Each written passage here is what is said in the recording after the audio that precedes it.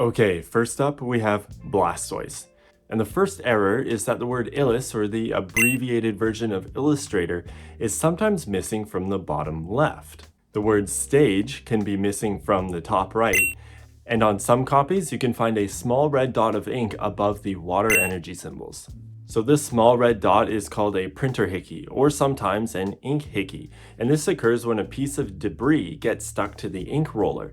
And so that roller spins and spins, and that little piece of debris is going to make the exact same mark on the same card over and over until it's worn away or removed.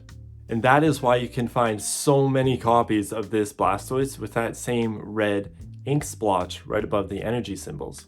Sure, there are plenty of one-of-a-kind or one-off ink errors when it comes to Pokemon cards, but when that piece of debris gets stuck on the roller, it's impossible to determine how many copies of cards it's going to affect. It could be one, it could be tens of thousands. There's really no way of knowing. Next up is Chansey, and it has one of these ink hickeys. It's a black spot found above the X in the word next. And Charizard has one of these as well. It's on the T in Nintendo.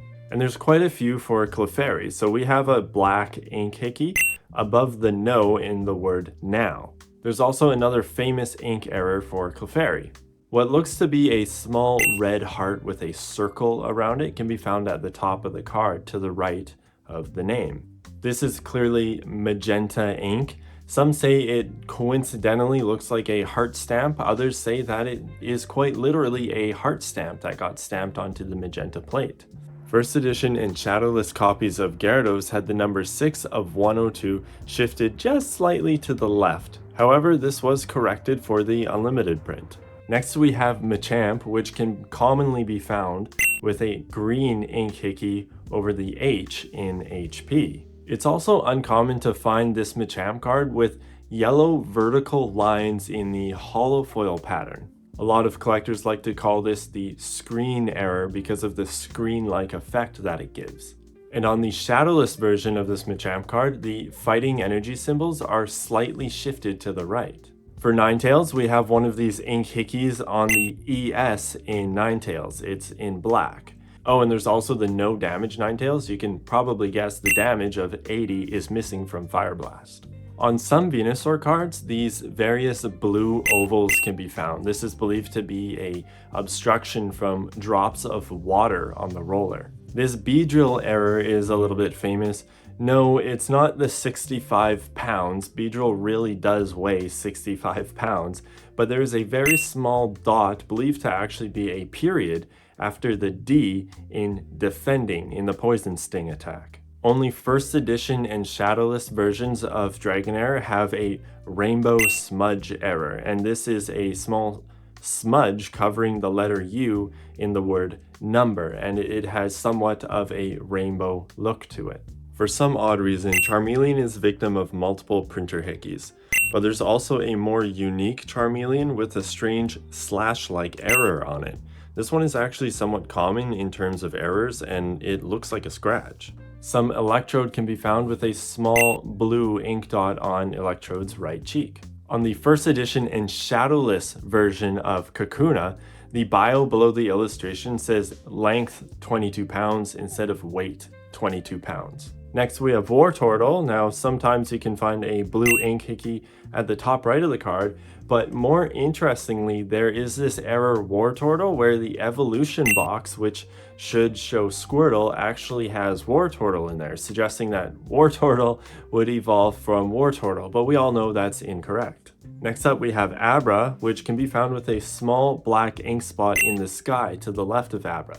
Now some collectors believe that this small splotch of ink sort of resembles a jet, so it's often referred to as the jet Abra or the ink jet Abra. Next we have Bulbasaur, and on some copies of the shadowless version there are 2 yellow streaks over Bulbasaur's body. You can also check below the illustration box where it might say length 15 pounds instead of weight 15 pounds. Now on the first edition and shadowless version of both Caterpie and Metapod, their HP is switched with the actual HP amount. For example, Caterpie says HP 40 instead of 40 HP, and for Metapod it's the same but 70. For Charmander, there's sometimes an obstruction error and some of the H in Scratch can be missing. And then there are multiple Charmanders out there that have multiple magenta ink hickeys found on them. So this Diglett is interesting. Only the Diglets from the 2-player starter set, one of the oldest Pokemon TCG products ever, have the fighting energy symbol rotated by 90 degrees. For Machop, a yellow smudge of ink can be found on Machop's belly. On some copies of Magnemite, a blue ink spot can be found on Magnemite's forehead. Next we have Pikachu with a multitude of errors actually. So first we have the Ghost Stamp Pikachu, and this was only found in the Shadowless Zap theme decks. The first edition stamp has a missing first and the letter D. On some unlimited copies of Pikachu, you can find yellow ink spots over the word Pikachu in Thunderjolt. And then of course we have the Red Cheeks Pikachu. Now, as the legend goes, Mitsuhiro Arita illustrated this Pikachu with yellow cheeks. After he submitted his illustration, some Wizards employees actually changed this to red cheeks, believing it was an error. The card was printed, and later they found out that it wasn't an error at all. Mitsuhiro intentionally illustrated Pikachu with yellow cheeks because Pikachu's cheeks turn yellow when Pikachu uses an attack. So some people argue that this isn't an error at all because it was an intentional switch, but in the overall scheme of things, it was a mistake. Some copies of Ponyta can be found with a magenta ink spot in the sky above its tail. Nidoran cards were printed with a space before the gender symbol. There really shouldn't be one, and we can see the names corrected in later sets. For Sandshrew, the text might read this attack instead of that attack in the attack description. This was never corrected until Unlimited, so all first edition and Shadowless Sandshrews are going to have this error. On some copies of the Shadowless Squirtles, there's a red ink spot over the V and E in the word prevent. This ink spot happens to resemble a diamond. On some copies of the Unlimited Squirtle, the T, L, and E is sometimes missing from Squirtle's name. This is likely an obstruction error. For Tangela, there's sometimes a blue ink stain on the illustration at the right side. This one's rather interesting. The first edition and Shadowless versions of Voltorb have text at the bottom that refers to a monster ball, which is the Japanese name for a Pokeball and was later corrected in the Unlimited run. On some copies of Vulpix, you can find a blue ink stain on Vulpix's butt.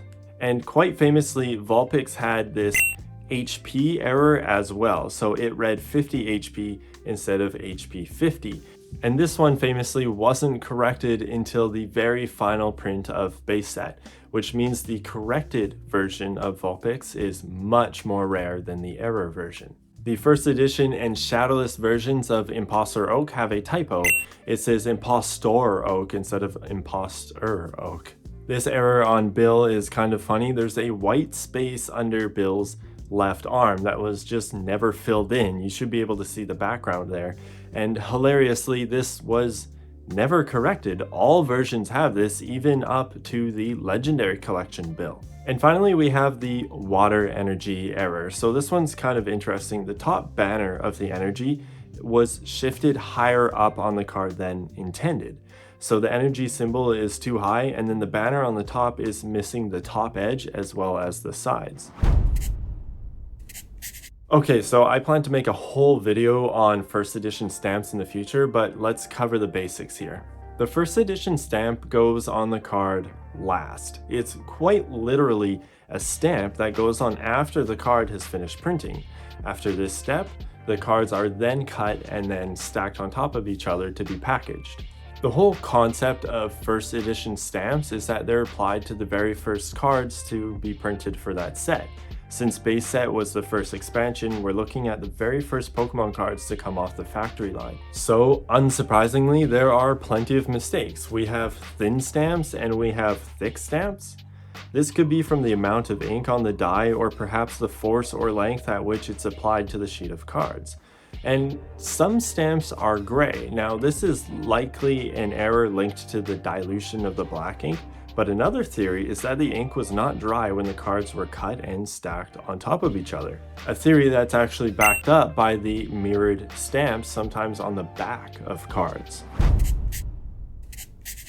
There are only 16 different holo cards in base set, but they've all been subject to a number of errors. So the first layer of ink to be printed on a Pokemon card is the opaque layer, otherwise known as the white layer.